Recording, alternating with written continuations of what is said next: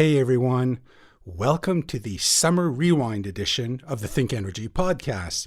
While we recharge our batteries during these lazy, hazy days of summer, we're bringing back some blasts from our podcast past. We'll be reintroducing some of the most popular interviews that garnered a lot of attention and interest. Perhaps not a coincidence, but they're all focused on the future of the energy sector with themes like renewable energy, green innovation, and being eco-conscious. So I hope you truly enjoy our Summer Rewind edition.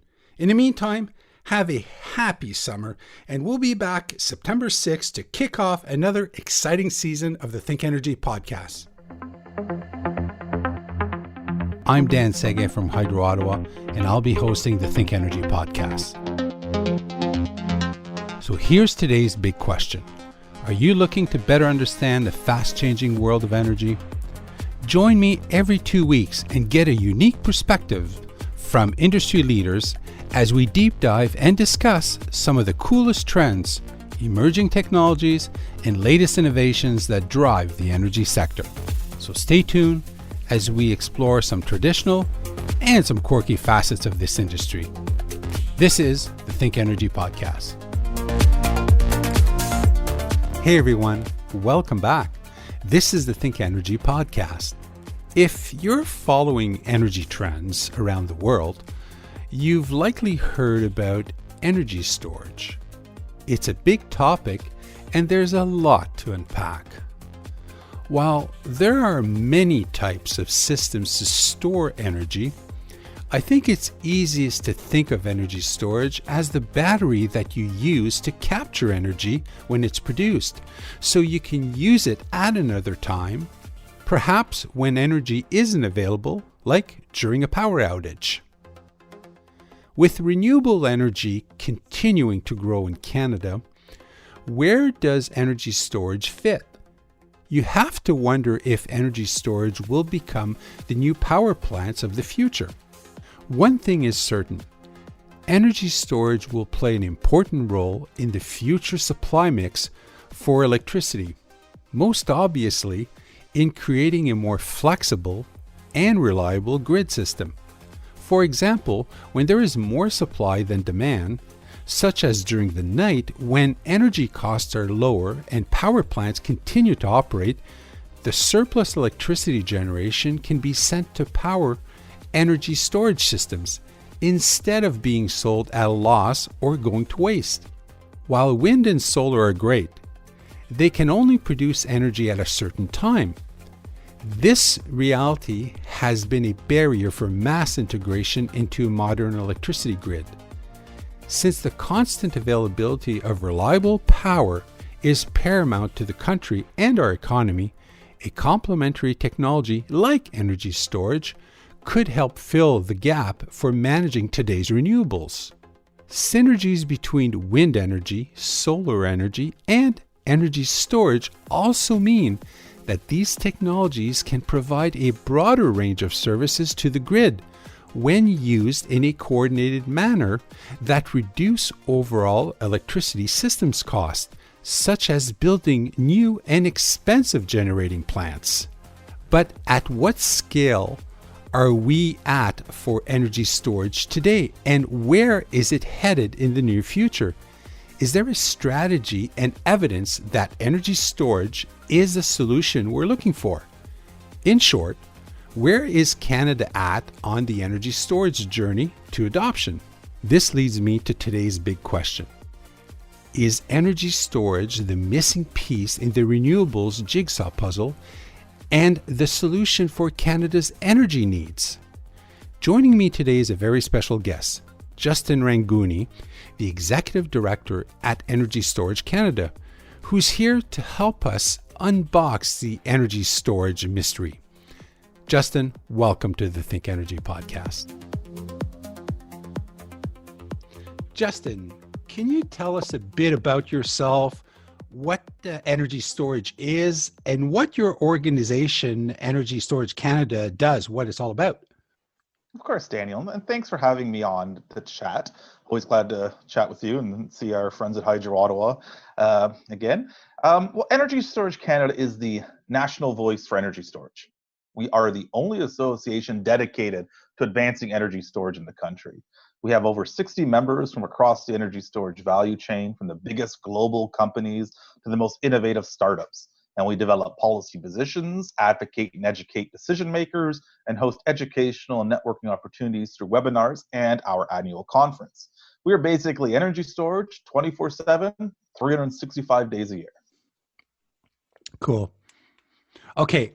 At a high level, what are we talking about in terms of large scale or grid scale energy storage? What sizes are available? How long can the energy be stored for? And is the goal to power cities for days or weeks? Oh, good question again. What makes energy storage so unique is the varying degrees of sizes, capabilities, and technologies. In terms of larger grid scale, we're talking about projects in the hundreds up to 1,000 megawatts. But energy storage projects can be in the kilowatts as well. It all depends on the project and where it's located.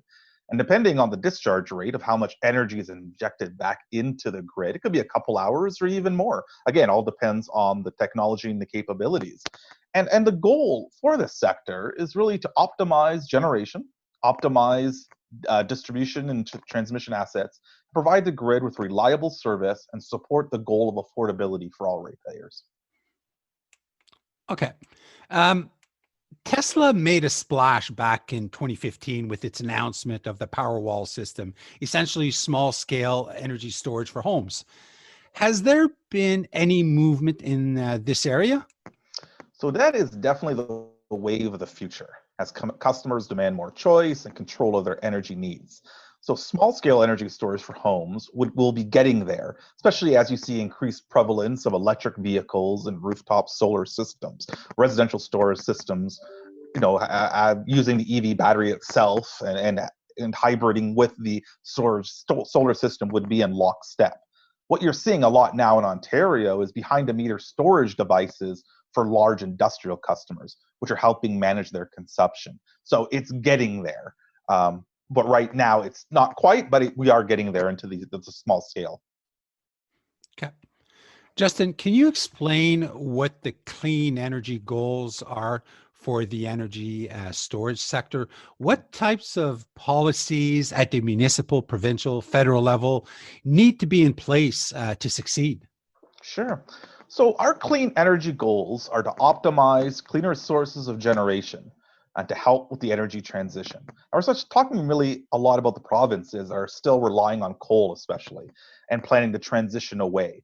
So what we say is that we can optimize your existing cleaner assets, variable generation or otherwise, by having storage within this system. So you do not necessarily need to build new, dirtier forms of generation. You can use energy storage to twin with your cleaner sources that you have.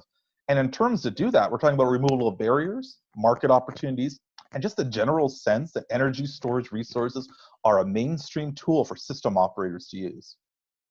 Moving on to the question, Justin, on how can Canada unlock the potential of the energy storage?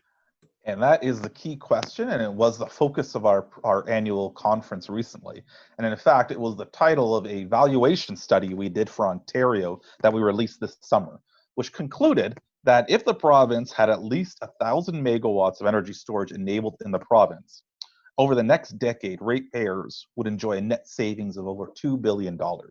And to unlock that potential, again, it comes down to the removal of regulatory barriers to fully enable energy storage and its value offerings and the creation of market opportunities. And again, for system operators to start to see things a little differently, see energy storage as a tool to be used. And that can be applied to the distribution side as well, that instead of traditional poles and wires or traditional generation sources, that you look at energy storage, which is a bit of a jack of all trades or a Swiss Army knife to provide various service offerings for you.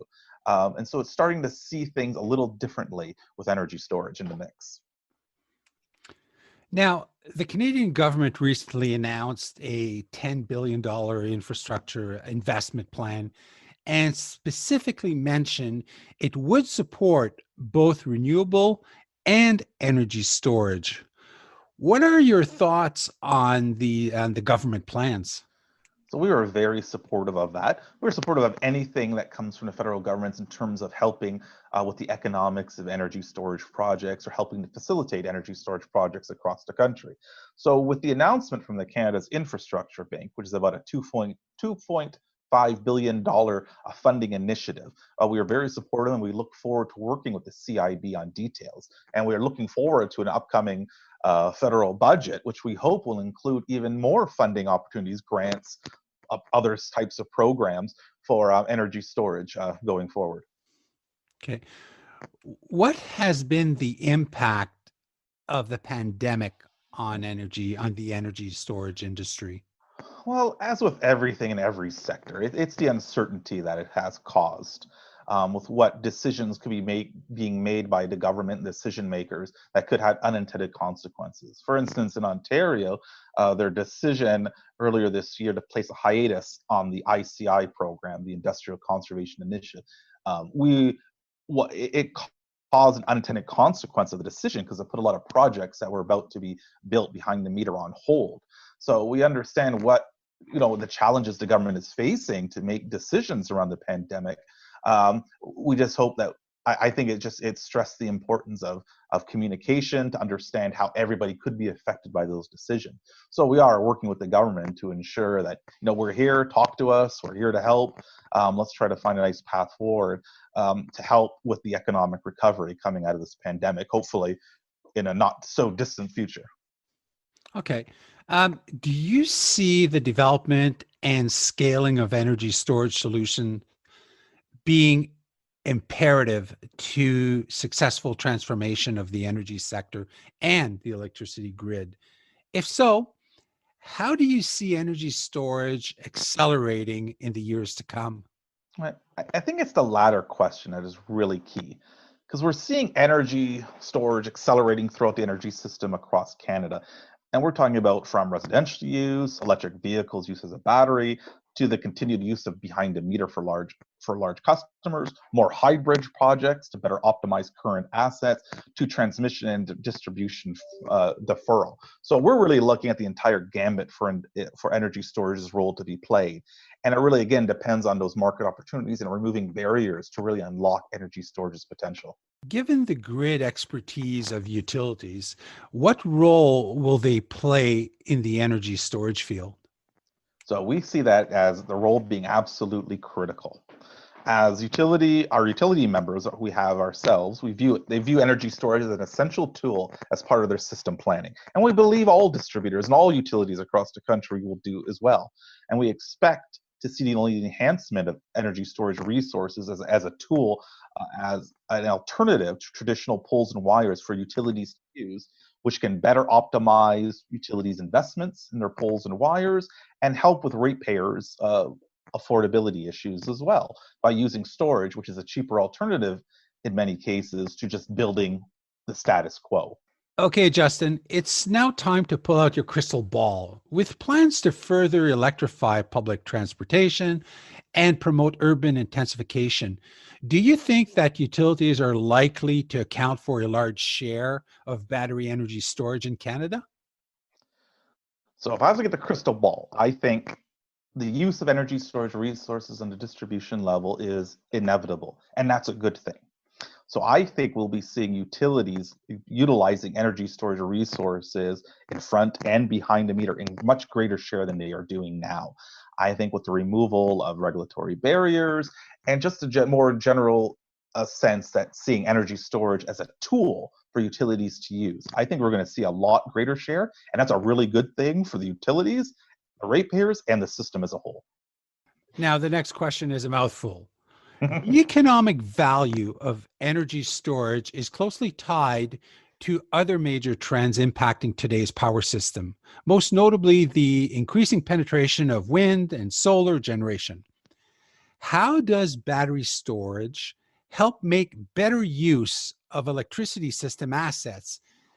Can it defer or even eliminate unnecessary investments in capital intensive assets like building new and expensive generating plants to meet our country's forecasted energy needs? So Yeah, that was a mouthful.